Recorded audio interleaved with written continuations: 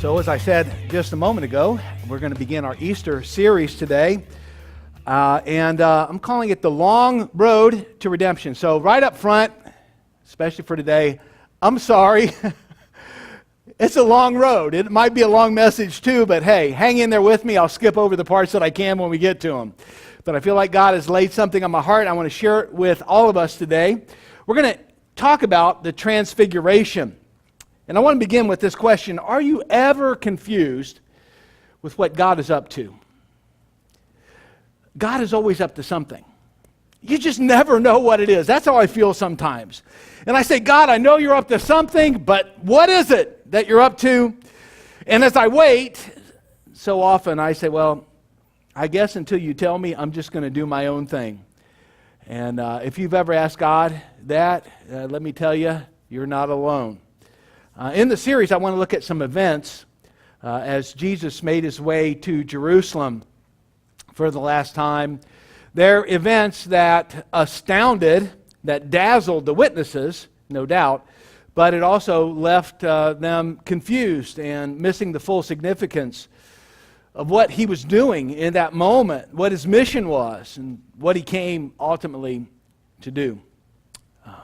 Maybe they should have known, but they didn't. The events have deep ties to the Old Testament and even to the long history of the Jewish faith. Still, their Bibles, the Old Testament, and their faith seems to have left them with more questions, grappling for answers.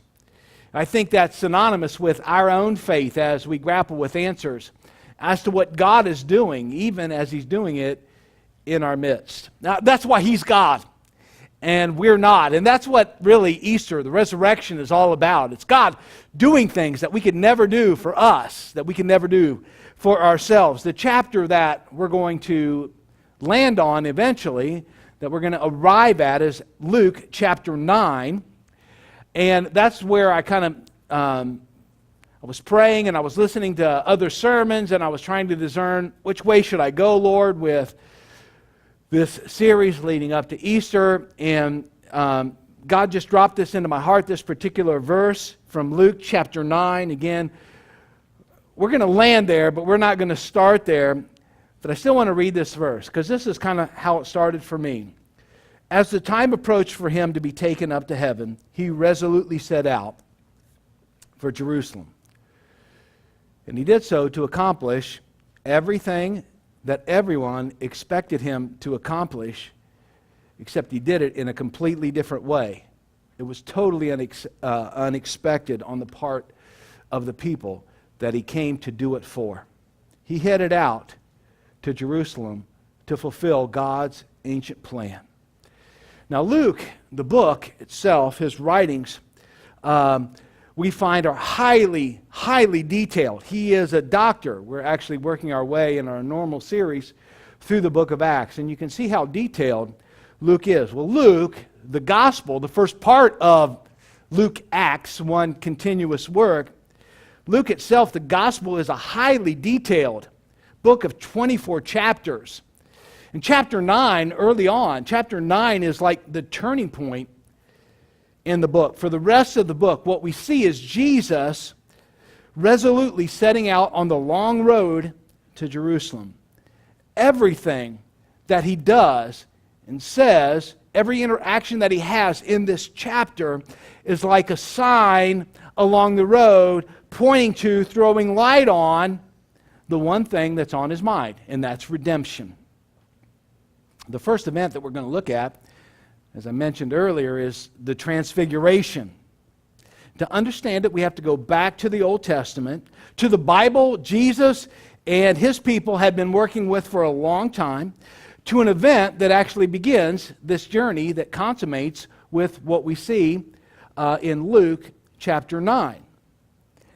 So this event from the Old Testament begins the journey, and I want to look at the background to the event to get a fresh look at it all over again to help us appreciate the depth of what the gospel writers say about Jesus, who he is, what he came to do, and why he came to do it. And also to see how all of this fits together, because we have this tendency to think that the Bible is just a bunch of stories glommed together that somehow fit, and we never quite figure out how it all fits. And Jesus did this, and Jesus did that, and then he went here and he went there. And it's just a bunch of Sunday school lessons with no ties together. It's just, sometimes it's frustrating to understand how it all fits. This story will give us some insight into how all of this fits and the depth to which the gospel writers take the story so that we can indeed understand. How we can understand how this event is repeated over and over again with greater emphasis until the shadows that it initially presents get clearer and clearer until they shine with radiance on this Jesus.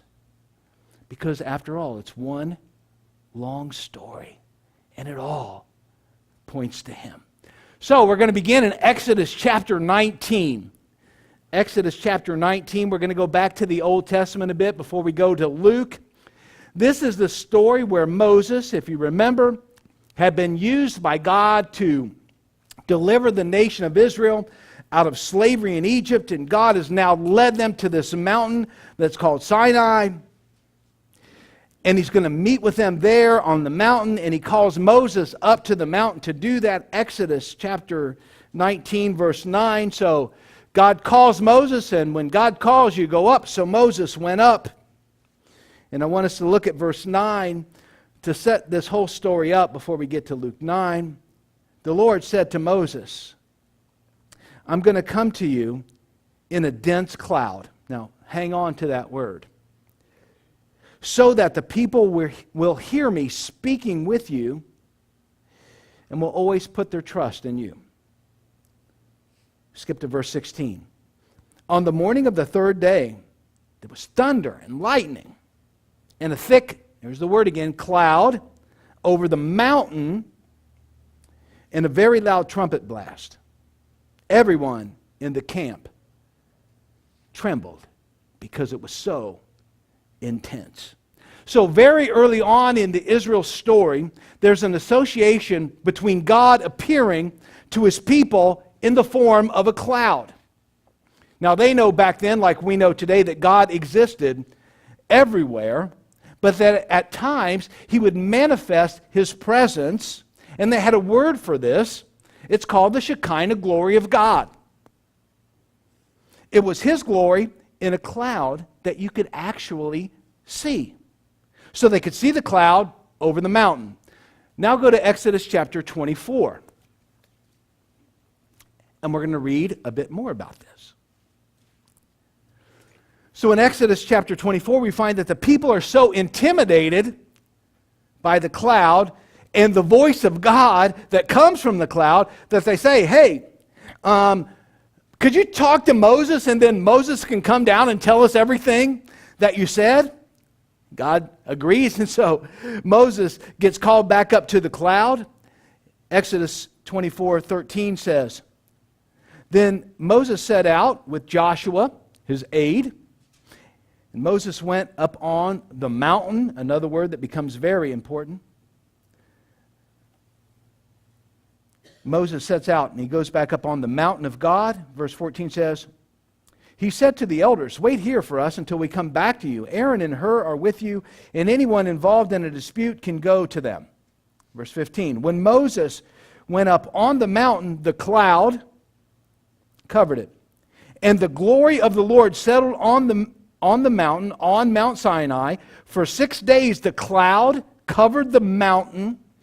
Get the repetition here. And on the seventh day, the Lord called to Moses from within the cloud. So again, there is this association with God's glory manifesting itself in the form of a cloud on the top of a mountain. So everybody, pretty simple. You're with me so far. Now go to Exodus 34 and watch what happens. Exodus 34,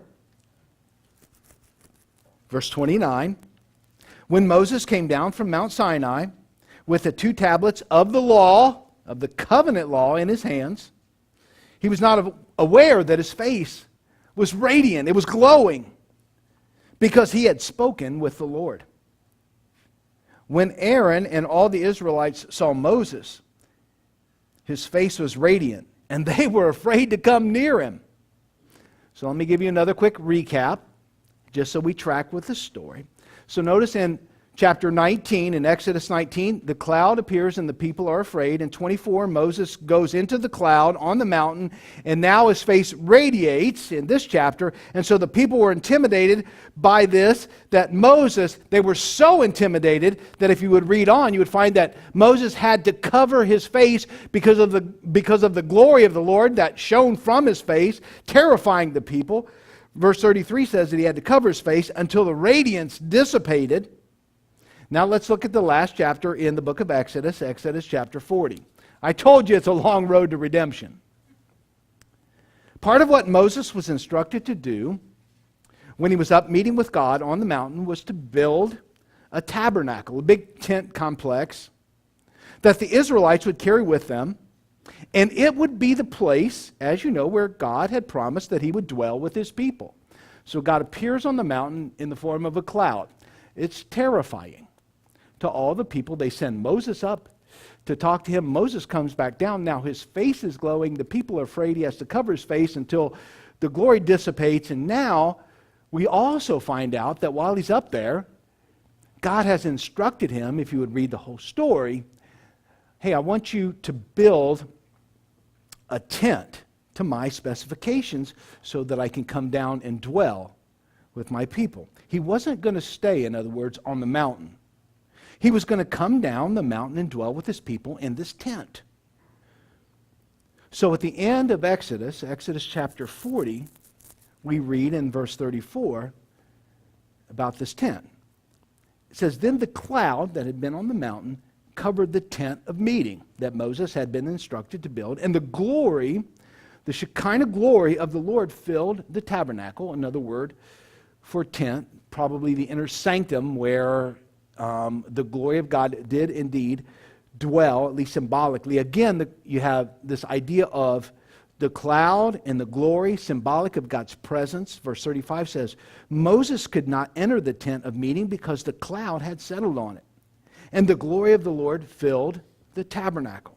Verse 36, in all the travels of the Israelites, whenever the cloud lifted or moved from above the tabernacle, they would set out.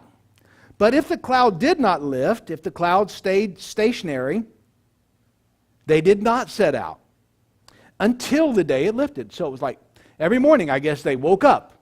Should I stay or should I go? Verse 38 says, so the cloud of the Lord was over the tabernacle by day, and the fire was in the cloud by night in the sight of all of the Israelites during all of their travels. So what happened in the book of Exodus is that God delivers his people. He meets with them in the form of a cloud on a mountain, and he says, I'm going to dwell with you. So this cloud fills the tent now, and the journey begins in the center, in the tent, in the tabernacle. This cloud continues with the people, leading and guiding the people to the promised land. Now skip over to Deuteronomy chapter 18. And now we're 40 years later, probably 39 and a half years later. And the people again are on the cusp of this promised land. And you ask, what in the world does this have to do with anything? Give me a few minutes. You're probably not alone. Your neighbor's probably thinking the same thing, but it's all just set up for Luke. The book of Deuteronomy is the final sermon of this man named Moses, and he's delivering it to the people of Israel. Some people say it's 3 sermons. Maybe it's a long 3-point sermon. It's his final sermon just before he dies to the people of Israel. It's been about 40 years now since they built that tent, that tabernacle, and a whole generation that initial generation that God had set free from slavery in Egypt has now died for their lack of faith, for their grumbling and complaining, which was evidence of their lack of faith. And now, once again, they're at the promised land. They were there once, that first generation, but they rebelled, and so they had to wander, following the tent all that time, and now they're back again, a whole new generation, and Moses is reminding them in the book of Deuteronomy of all the lessons that they have learned from the law of God that he had given them on the mount, and tucked right into Deuteronomy 18 is this promise that in Jesus' day was interpreted to be messianic.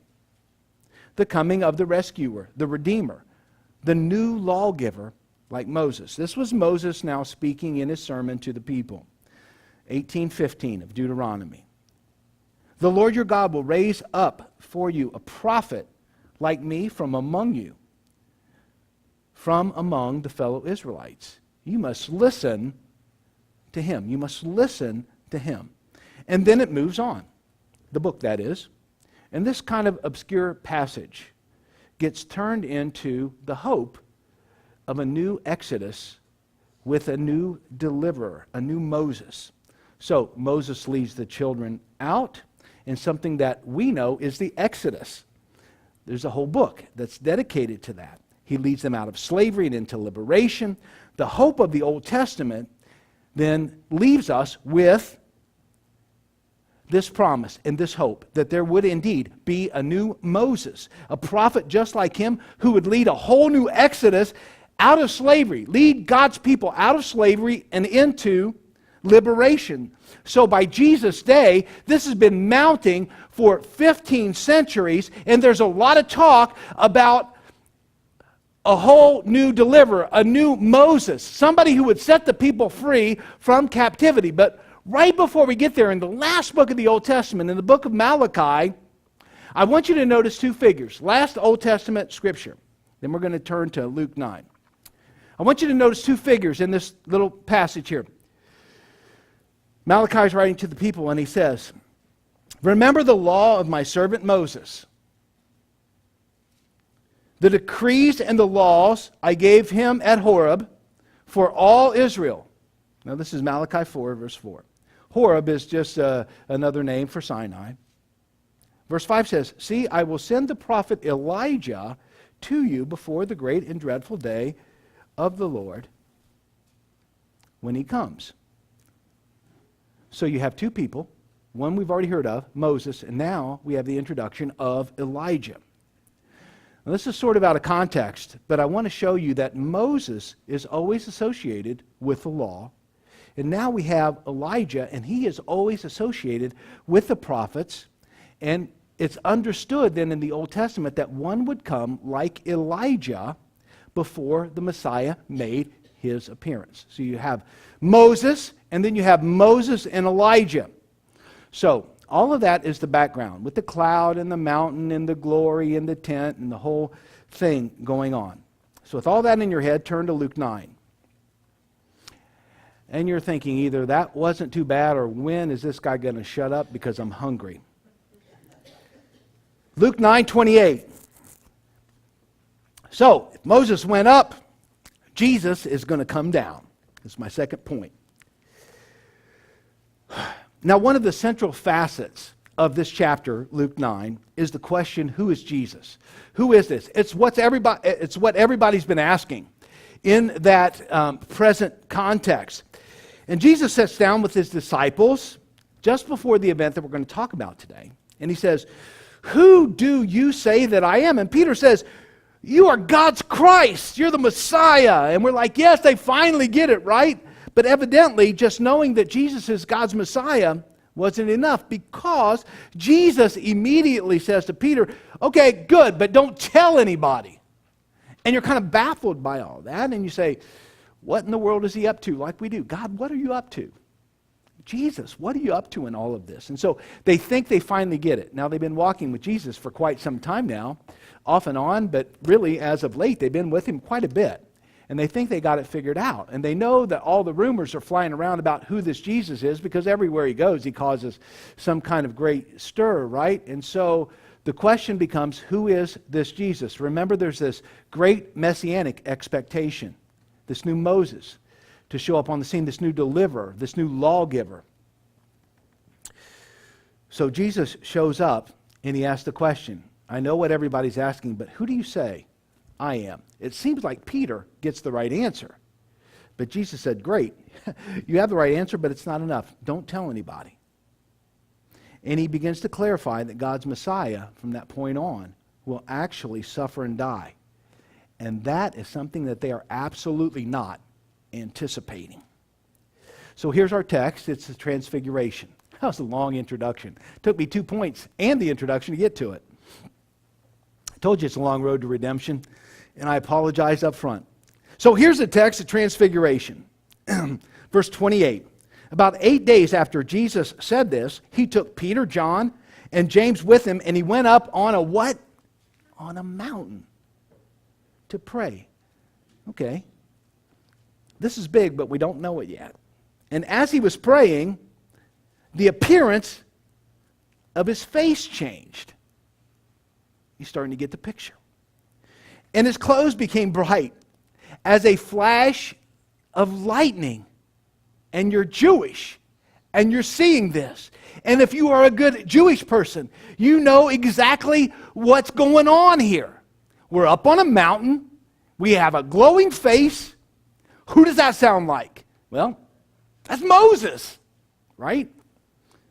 So we're up on a mountain with a radiant face, and Jesus, his whole body, all of his clothes are radiating. They're all bright, they're all glowing, and then there's a flash of lightning. This is the picture. Then look what happens in verse 30. 2 men, Moses and Elijah. I think we just read about them. Moses and Elijah appeared in glorious splendor as well, talking with Jesus. And they spoke about, and circle this word, they spoke about his departure, which he was about to bring to fulfillment at Jerusalem. This is what he had come to do, that nobody understood fully.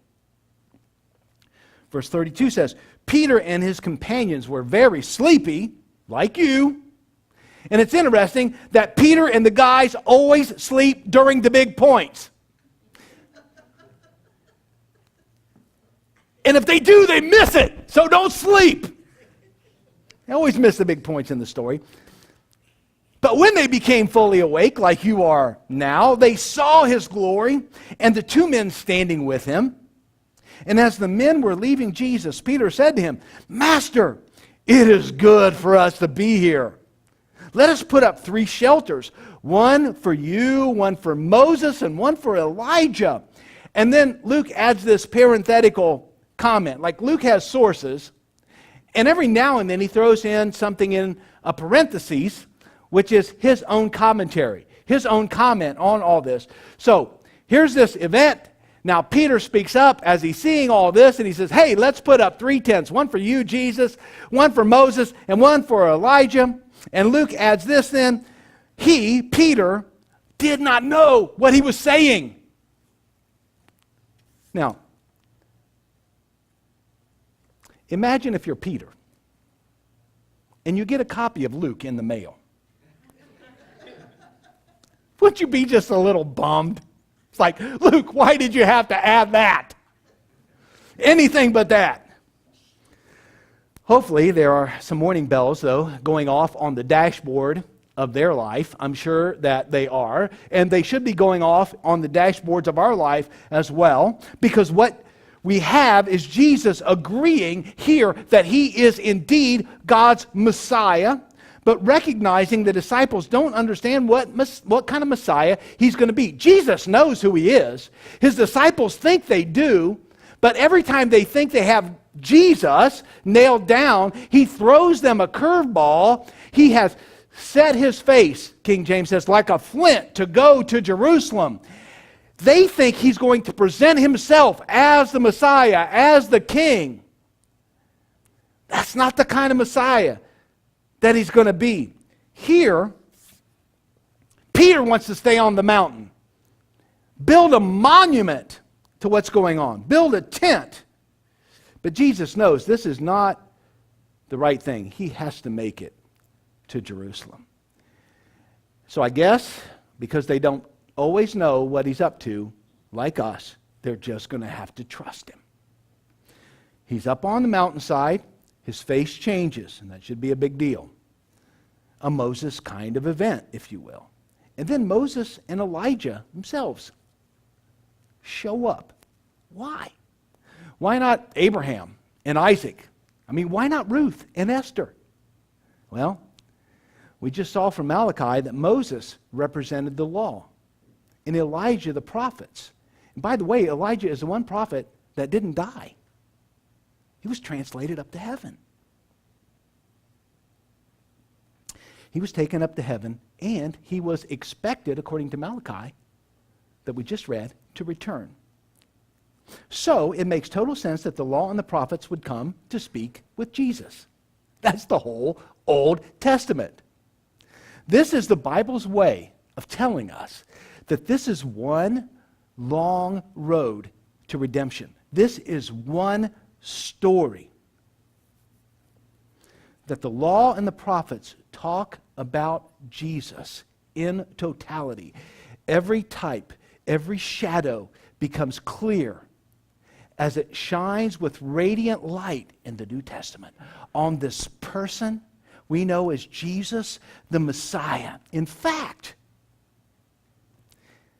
Luke ends his gospel saying these kinds of words. Remember the guys on the road to Emmaus, the disciples? They think Jesus is dead and they're all bummed. And Jesus walks and talks with them, and they sit down and they begin to eat.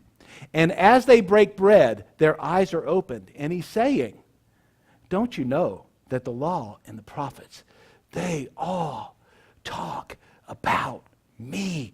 This is my story from start to finish. Now, we have the representative of the law, Moses, and Elijah the prophet who didn't die, who was taken up to heaven and expected to return. And they're meeting with Jesus. So we're back to the story, and here's the key. They're talking with him about what? His departure. I said, circle that word, note that word. The Greek word for departure used here is also the word exodus. And it's not about his journey to Jerusalem. Peter says, stay. Peter says, let's stay. Jesus said, I know. No. We can't stay. We have to go. But it's bigger than that. This word exodus here is not about Jesus' journey to Jerusalem. He doesn't say, I need to go to Jerusalem, so we can't stay, Peter. They're talking about something much more deep, much more thick. In this magnanimous, in this incredible experience, in this glorious experience, in this mountaintop experience, they're talking about something more than Jesus just going to Jerusalem, which we have the tendency to just boil all of these events that we read about in the scriptures down to some simple little stories, and we don't see the big picture. That's why I've taken pains to try to unfold this a little bit for you, to see that this goes deep, deep back into the Old Testament. This is very meaningful to them. Peter is completely misunderstood. Here they are. The whole Old Testament talks not just about who Jesus is, but what he came to do. And even where he came to do it. But where he came to do it is not as important as what he came to do. See, he's going to Jerusalem, but he's going there with a greater purpose in mind. And you couldn't miss this if you were Jewish. They are talking to Jesus on the mountain, who has a radiant face, as the new Moses, about a new Exodus. It's not about his departure from there to Jerusalem. They're talking about what is going to happen in Jerusalem. His departure is his death on the cross, his exodus, his burial and his resurrection and ascension to the Father up to heaven. That's what they're talking about. And the event for New Testament people is exactly what the Moses event was to the Old Testament people. That God is delivering people again out of bondage and into freedom. that God is delivering people from alienation into relationship. And you shouldn't miss this if you're Jewish, but it's just so big. It's so hard to understand. Verse 33, and this is so profound. And Peter, and I love Peter, he says, hey, let's put up some tents and stay for a while. And the Greek word for tents that he's used here, believe it or not, is tabernacles. There's an Exodus and there's tabernacles. They're up on a mountain. There's a glowing face. There's Moses and Elijah. All of this is coming together. This is some incredible event. We just know it as the Transfiguration. This is mind-blowing. There was a feast of tabernacles, booths of shelters. Jewish people still celebrate it today. If you go by at the right time of year, you might even be able to determine who the Jewish people are in your neighborhood because they might have a lean-to up against their house. That's their shelter. That's their temporary shelter. So there's a Feast of Tabernacles in the Old Testament. And what you would do is you would build these temporary shelters outside Jerusalem in Jesus' day and live there for 7 days to remind you of God's faithfulness during the first Exodus in the wilderness. Peter says, let's build some tabernacles. Let's build some shelters. And this festival also looks forward to the new Exodus. So it was quite natural for Peter, using his human reasoning, which we do so often, and it gets us in trouble sometimes. Peter, as a good Jewish guy, it's natural for him to say, hey, let's build some shelters and stay right here for a while, like 7 days. Some people say that might even be a hint to the time of year that it is as well. And we have to understand why, though this is such a bad idea, it was so natural for him to say this. He would, of course, think this as a Jewish guy. Every Jewish person would. You know, James and John, who were there with him, they would have thought of it too. Peter he's the spokesperson. So he's the one always speaking up. So he gets a bad rap, but he's really just saying what all the other guys, you know this, he's really just saying what all the other guys are thinking. He's stupid enough to say it out loud. I love Peter. I make a living saying stupid stuff out loud. I know this is deep and I know it's thick, but hopefully relevance is coming in just a little bit. Verse 34 now says, Luke 9:34, while he was speaking, a cloud appeared and covered them. Whoa. Here's a new Moses, a new Exodus, a face full of radiance, and now the cloud shows up. I told you, it's thick. And it's a thick cloud, by the way, if you go back and read the story. And I can't tell you how significant this is. At this moment, for this cloud to show up that represents the glory of God, the Shekinah glory of God, the tangible, seeable, viewable, experienceable, if that's a word, presence of God even in our midst. This is huge. You see, in the Exodus that we read about, the cloud meets the people on the mountain, and the cloud then fills the tabernacle, right? And it travels with the people. In 1 Kings, the cloud fills the temple. Remember, after the tabernacle and the people get in the land, under King Solomon many years later, they build a temple. Now, the glory of God fills the inner sanctum of the temple. The Holy of Holies. That's where the presence of God dwells. It fills the temple. But then years later, in Ezekiel's day, the prophet, he gets a vision of that same cloud leaving the temple as the Jews, because of their faithlessness, are going into exile, going into bondage again. The glory has departed from the temple.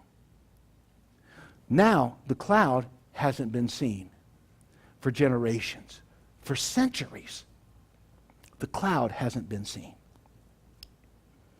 So, when all of a sudden a cloud appears, to the Jewish mind, the cloud symbolizes one thing, the Shekinah glory of God, the very presence of God. It may be veiled like Moses' face, but the very presence of God, veiled, appears on the mountain.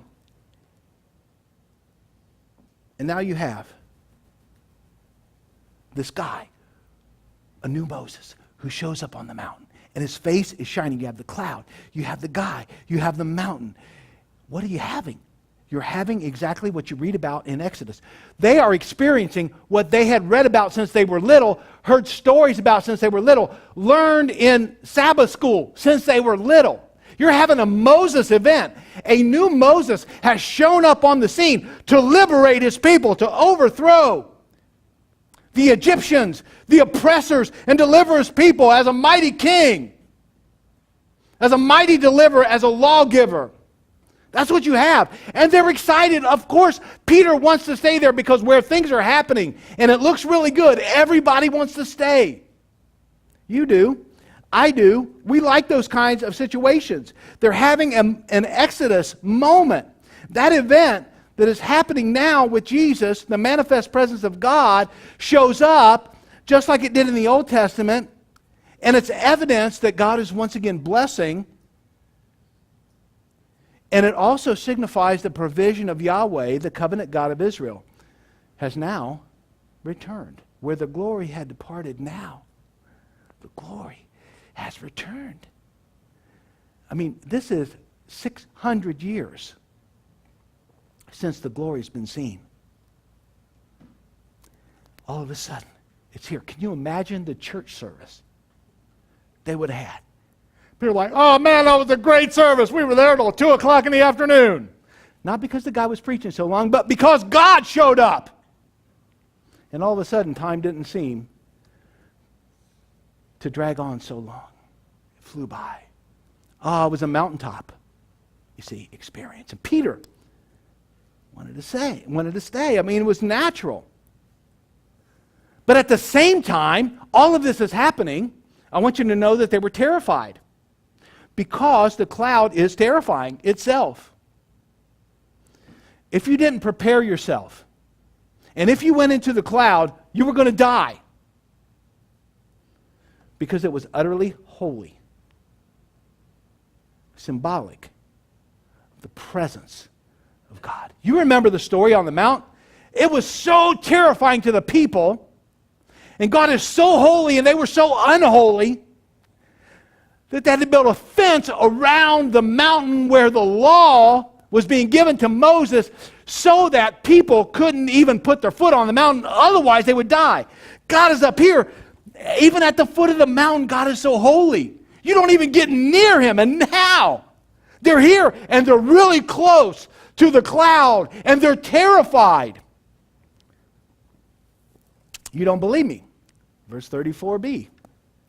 And they were afraid as they entered the cloud, something that you just didn't do. And you could understand why. They weren't prepared. A voice came from the cloud saying, "This is my son, whom I've chosen."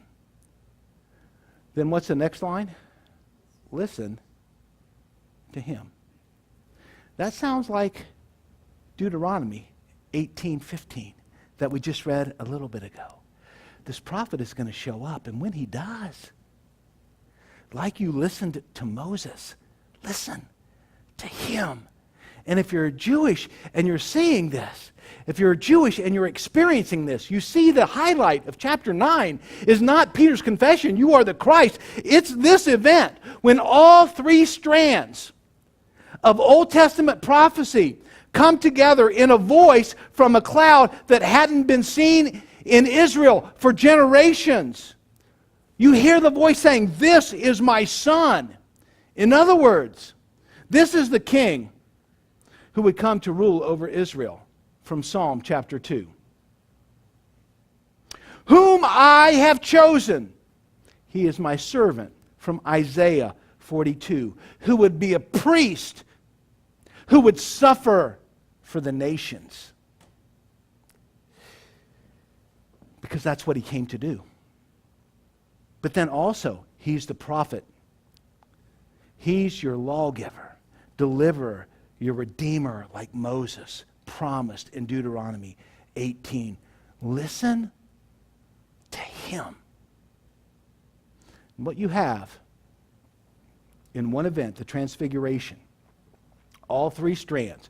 Can you imagine those guys experiencing all of this? I mean, their brain must be on overload. All three strands of Old Testament promise are woven together and affirmed by a voice. Remember, God was speaking to Moses on the mountain. Same thing. Now here's this voice talking to them again. Oh my word. And this voice speaks from a cloud that hadn't been seen in Israel for generations. And you would think that they would get it. Because you have the clearest, definitive answer to the question, who is Jesus? The question of the chapter. Who's this Jesus? He is everything that has been promised to his people. And the very presence of the cloud of Yahweh is declaring all of this in their midst to be true. And the reason that Peter was mistaken in saying, let's stay here, is that this same promised Messiah had work to do. This departure, this exodus he would undergo, that was what was on his mind. That's what he was thinking. And so our story ends with this. Not the sermon, just the story. When the voice had spoken, they found that Jesus was alone. The disciples kept to themselves and did not tell anyone at that time what they had seen because their minds were blown. I mean, you think you're just going up on a mountainside with some Galilean guys to pray, and pretty soon you have a cloud on a mountain with a radiant face. Everyone is afraid. A new Moses, a new Exodus, the Son of God, the King David promised, the suffering servant that Isaiah promised, and all of a sudden you realize the Shekinah glory that hadn't been seen in Israel for generations is now affirming, yes, this is the Messiah, and this Messiah must suffer. He must undergo an exodus, and this blows their mind. This is not what they expected. But it is the answer to the question, who is Jesus? And it lends itself to what he came to do. Herod wanted to know who he was. He knew what the people said. I mean, in verse 7 of the same chapter, it says, now Herod the Tetrarch, he's sort of a scummy guy that had, Jesus' cousin John murdered. Herod the Tetrarch heard about all that was going on with Jesus, and he was perplexed because some were saying that John has been raised from the dead. Now, he wasn't always that bright, but he did understand what beheading meant. Verse 8 says, others said that Elijah had appeared. Remember him? I mean, wasn't he supposed to come back before the Messiah came? And still others that one of the prophets long ago had come back to life. Interesting. But Herod said, I beheaded John. Who then is this? It's just been depicted. It's just been revealed on the mountain. The question that even Herod asked, who then is this? This is Jesus, God's Messiah, and he is divine. He is God himself. He's our new deliverer. Who then is this? I hear such things about all the miracles that he's doing, all this Messiah stuff. And even Herod the Tetrarch tried to get a glimpse of him, it says. Verse 18 says, once when Jesus was praying in private and his disciples were with him, he asked them, and here's the question, who do the crowds say that I am? And they replied, some say John the Baptist, others say Elijah, because some people thought that John the Baptist and Elijah, same person, right? Elijah's supposed to come back. And so others said he's one of the prophets from long ago that has come back to life. I mean, he's a prophet, right? And priest and king. He's a prophet. And somehow in their thinking, this prophet that would come, like Moses, would come back to life. All of these things are meshed together in this one story.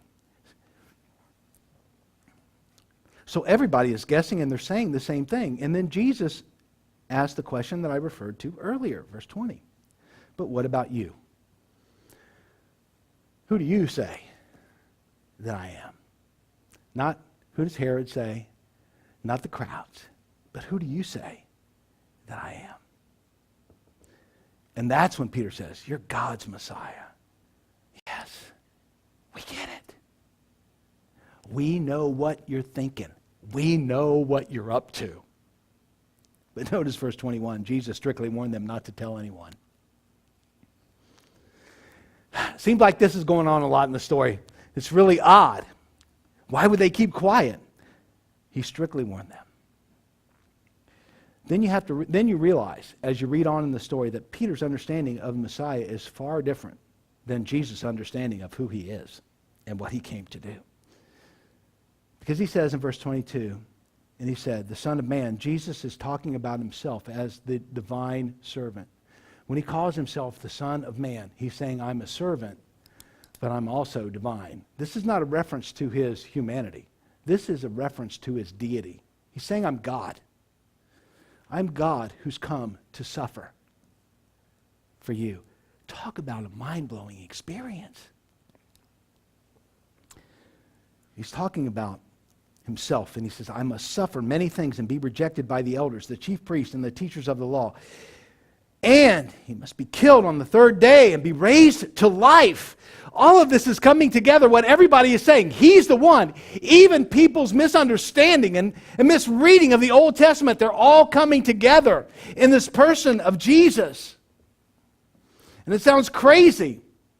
And then he says this. Then he said to all of them, whoever wants to be my disciple must deny themselves and take up their cross and follow me. Who do you say that I am? Okay, good. Follow me. Take up your cross and follow me. And this has lost, we've said it so many times, it's lost so much power. I mean, understand what he just said. Yes, Peter, I'm the Messiah. Don't tell anybody because I have come to suffer. And to the Jews, Messiahs don't suffer. They conquer suffering. Messiahs deal with Romans, deal with pagans, deal with Gentiles. They don't suffer and die. And Jesus says, not only am I going to suffer, you're going to have to take up your cross and follow me too. And a cross is an instrument of torture like you wouldn't believe. And we make jewelry out of it. For goodness sake. I'm not condemning anybody who has a cross on today. I'm just saying. It was an instrument of torture, of injustice, of oppression. This was the most offensive thing that you could be saying. Yes, I'm the Messiah. Yes, I will suffer. Yes, you must walk that way too. And you would say, are you kidding? The glory of God and suffering, they don't go together. That's not how God works. Don't you know, Jesus? That's not how things are. And they're struggling with this. So, what's the point of the story? And I'm wrapping it up. The Transfiguration event that launches Jesus' resolve to set out for Jerusalem. Well, first, it points out that Jesus is the Messiah, and not that he is just the Messiah, but that he is God himself. Jesus is all three strands of the Old Testament wrapped into one, blessed and affirmed by the cloud. He isn't another prophet, priest, or king. According to John, he is God in human flesh. He is the cloud coming down off the mountain to be with his people. In the Old Testament, you couldn't approach the mountain or the cloud. But in Jesus, the cloud takes on flesh and blood. In Jesus, the cloud comes down from the mountain into the world of dirt and blood and pain and sin to deliver and to redeem us. It's a long road to redemption, but he does it anyway. And now you can approach, you can touch him. Hebrews says that he is the exact representation of God's glory. Jesus is the cloud, if you will. Jesus is the cloud coming down from the mountain, taking on human flesh.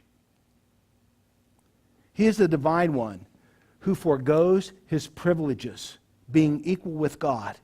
He takes on the very form of a servant. Not to form a new religion or make another way to God. Jesus is God. This is what this story is telling us. Jesus is God making his way to us. To me, to you. And here's the kicker. All of this also affirms that God will also suffer and die as a man. And that is to his glory also. At the same time Jesus is glowing, he's talking about suffering. He's talking about his death, his departure, his exodus, Jesus, what's up? Suffering and glory don't go together. But on the mountain, what does Jesus say? The same one who is glorified is the same one who will suffer. That's why, ultimately, it was so inappropriate for Peter to say, let's stay here.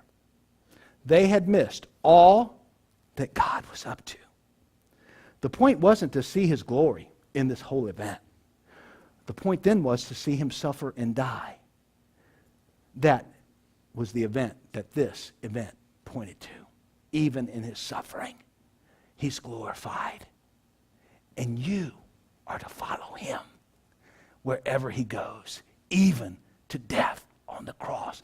And that too is glorious. It's not about all of the great religious experiences. It's about the hard times too that can bring God glory, is what he is saying. Who is Jesus? The cloud affirming his messiahship, sonship, kingship, suffering, servantship, if that's a word. He is the new prophet, the new Moses, the new Exodus. The cloud appears, the law and the prophets bless him, the voice affirms him, but more than that, this same glorified one will now suffer. And it made no sense that God will conquer evil by allowing its triumph over him. That God will conquer suffering by suffering. That God will conquer death by dying, and nobody saw it coming. No wonder there had to be an event like this for those guys to lean on and to put their trust in Jesus. They needed something like this. And maybe, just maybe for the first time, they begin to understand that the manifest glory of God wouldn't only be found on the mount. It would also be found in the midst of death and suffering. That glory isn't just in the awesome moments, it's found in the blood and guts of human life. Serving Jesus is much more than a great church service. It's living for him every day. It's more than that, it's dying for him so that you can live for him every day. And that is glorious too.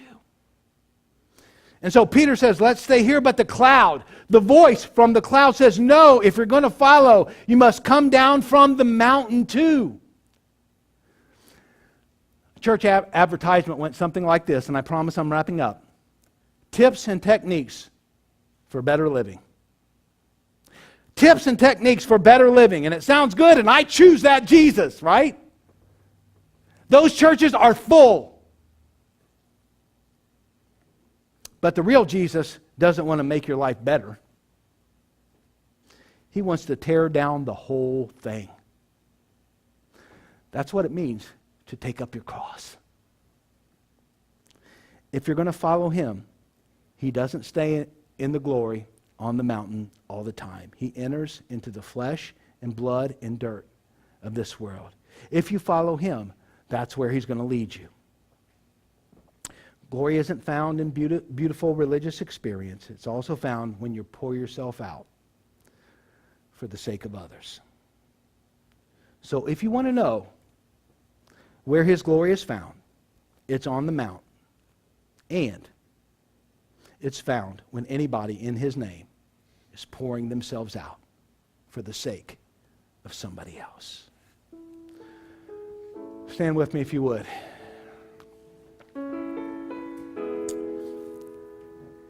So the invitation is this, not that he would tweak your life or improve it or make you a better version of you. We don't need any more of that. The invitation is far more radical. This is the cloud coming down off the mountain, entering into our world, renewing and reshaping people who will then enter into that same messy world. And everything that we do here is irrelevant unless we do that as well. So if you've never accepted Jesus, I invite you, consider him today. Consider all he's done. Whether you understand it or not, consider Jesus today. You can stay right where you are, or you can trust him. You can follow him. Will you do that today? If you haven't trusted him already? Glory is found in both situations. And if you're here and if you've done that, then the invitation to follow Him. If you have accepted that invitation, then instead of defining what that looks like, why don't you let Him define it like He did for His original disciples? This is how He defines followership. When I say, hey Jesus, I'm doing this stuff, why don't you come and bless it? Hey Jesus, bless my business. Bless me with this. Bless me with that. Or, hey Jesus, turn this ice cream into broccoli to my body. I guess that's what it means. Lord, bless this food to my body.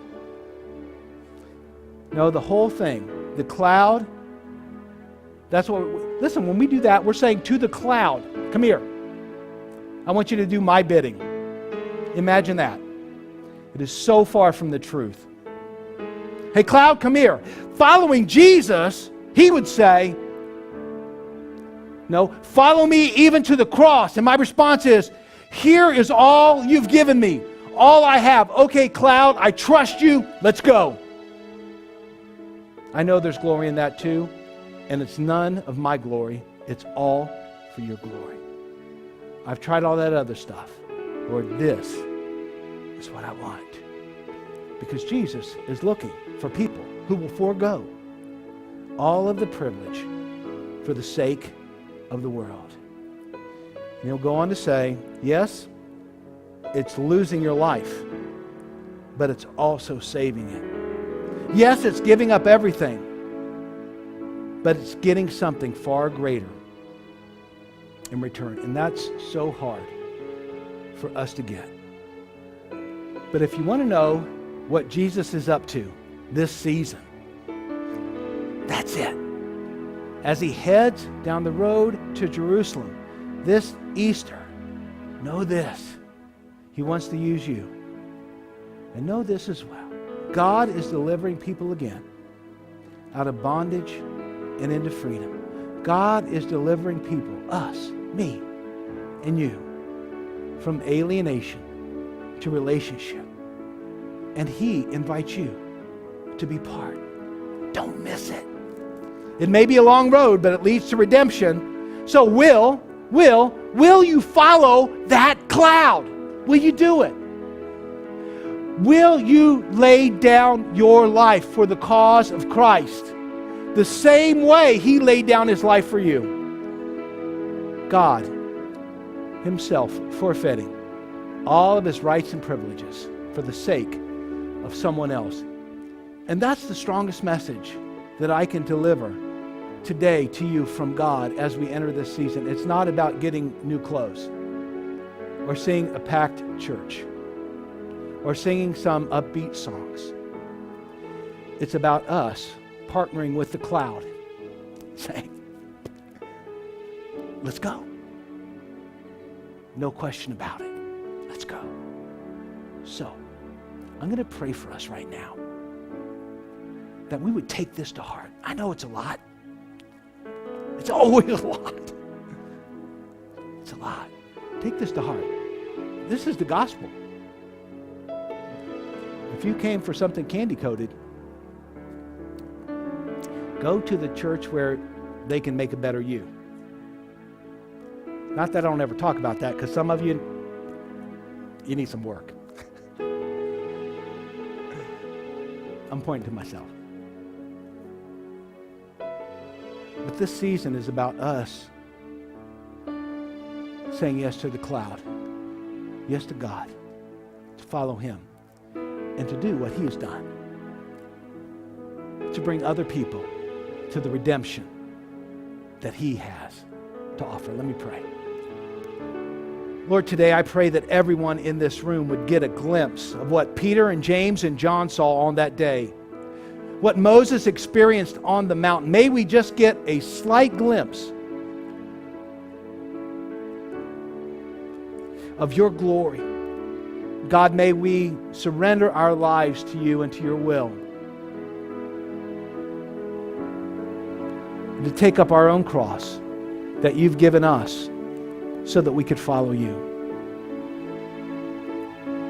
And in that way, Lord, I pray that your glory would shine through us into the hearts of other people who need to see you just as you are.